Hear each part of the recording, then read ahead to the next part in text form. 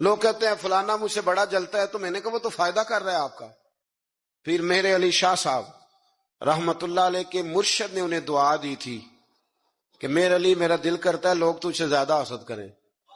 تو کہنے لگے حضرت صاحب یہ کیا دعا ہوئی؟ تو آپ فرمانے لگے نعمتیں زیادہ ہوں گی تو لوگ زیادہ چلیں گے نا،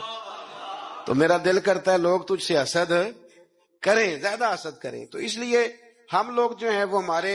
منانی میاں صاحب قبلہ فرمایا کرتے ہیں، وہ کہتے ہیں یہ جل رہا ہے تو آپ نظر آ رہے ہیں نا، وہ کہتے ہیں اگر یہ جلنا چھوڑ دے گا تو پھر آپ نظر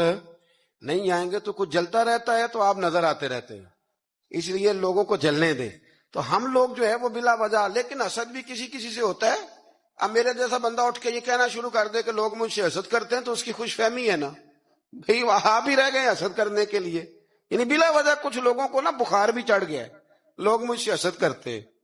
یعنی وہ کبھی کبھی خواتین بچے کو دم کرانے کے لیے لاتی ہیں تو کہتی ہے بچہ بڑا سونا ہے، تو اس کو نظر لگ گئی، ماں کی نظر میں تو سونا ہی ہوتا ہے نا، لیکن وہ اس کو دم کرتے وقت بندے کو خیال آتا ہے کہ جی انہوں بھی نظر ہی لگنی ہے تو پھر انہوں دم ہونا چاہیے تھا جنہیں انہوں نظر لائی ہے۔ مطلب دم تو اس کو اب ہونا چاہیے کہ جس نے اس کو نظر لگا دی، لیکن اماں کی نظر میں تو بیٹا چاند ہی ہوتا ہے نا جی، ماں کی نظر میں تو وہ